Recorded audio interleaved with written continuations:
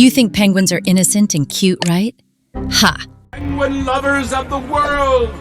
Guess who I found? Penguins! Penguins! Under the fluffy documentaries and dancing cartoon versions, penguins are running some of the coldest hustles in the animal kingdom. They look like the epitome of innocence: loyal parents, funny walks, lifelong partners. That's the brochure version. The reality? They are violent bullies, thieves, cannibals, traitors, kidnappers, and even some behaviors so dark that early explorers who witnessed them refused to publish the notes, literally locked them away because they thought the world wasn't ready. Penguins aren't just cute, they're criminals in disguise. And if you think I'm exaggerating, wait until you hear the disgusting things they do just to get a pebble. For penguins, love isn't about flowers or chocolates, it's about rocks.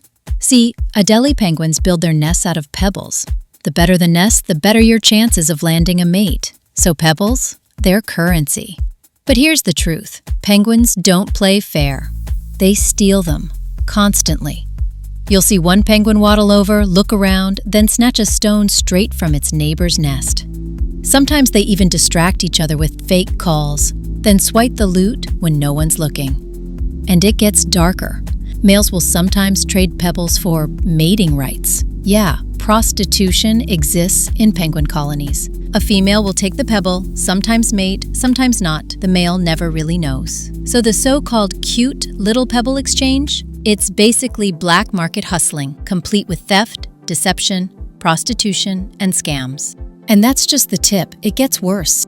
Penguins live in massive colonies, sometimes hundreds of thousands packed onto the ice. Sounds cozy, right? It's not. It's chaos. Fights break out constantly. Neighbors turn into enemies over territory, pebbles, or just pure spite. When one penguin crosses a line, the rest don't just scold it, they mob. Dozens of penguins will gang up, flapping, pecking, slapping with their wings until the offender is bloody or dead. And they don't stop there. Penguins have been seen targeting weak individuals, injured birds, or even chicks that wandered off. They'll peck them, chase them, sometimes kill them, for no reason at all. Scientists call it deviant behavior. I call it straight-up gang violence. And remember those adorable chicks you see in documentaries, huddled together? When food runs low, some penguins just abandon theirs. The colony turns brutal, survival of the coldest. But this isn't even the darkest chapter, because early Antarctic explorers wrote down something else they saw, and then tried to hide it.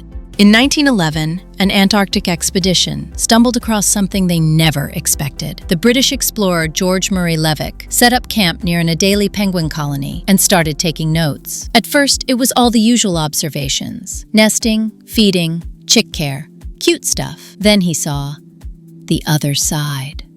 Male penguins attempting to mate with dead females, others forcing themselves on chicks, some trying with unresponsive frozen bodies. Levick was so horrified that when he wrote his report, he didn't publish it. He hand-wrote the details in Greek, thinking only scientists should be able to read it, because he believed the public wasn't ready. That report stayed buried for nearly 100 years, until it was rediscovered in 2012. And when people finally read it, it shattered the wholesome image penguins had built in pop culture.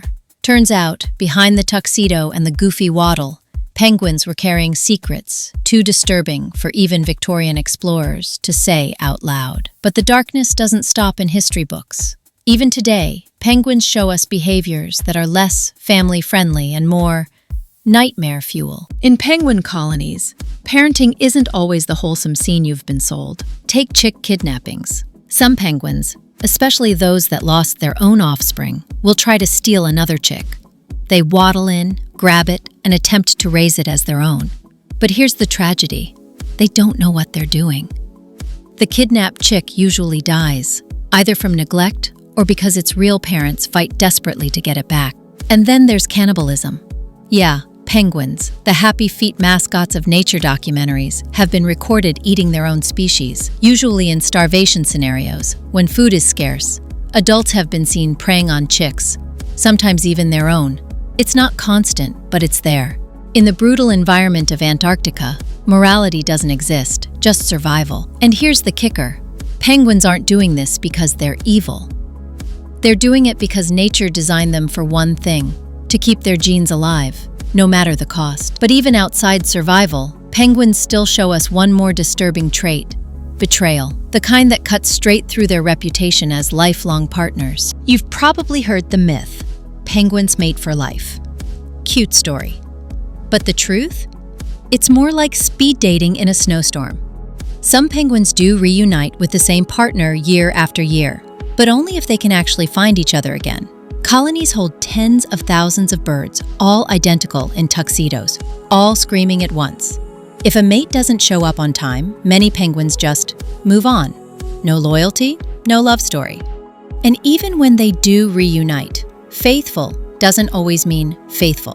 DNA testing has shown that a shocking number of chicks are fathered by someone outside the pair. Infidelity is baked into the colony. Females sneak off for secret flings, males chase multiple partners, all while looking like perfect couples to the outside world.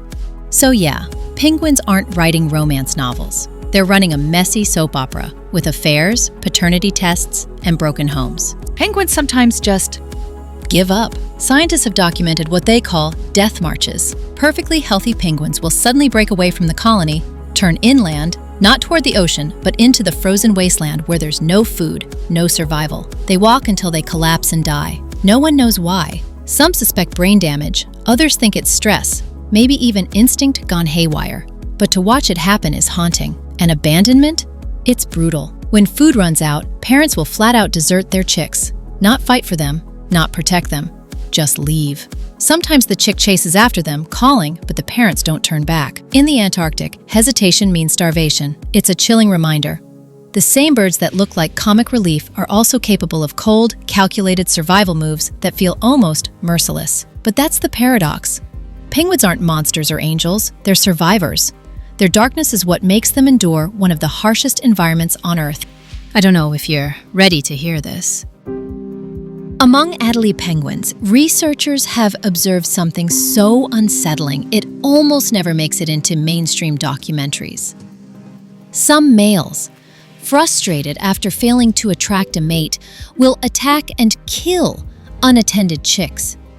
Not to eat them, not for territory, but to trigger the mother into mating again.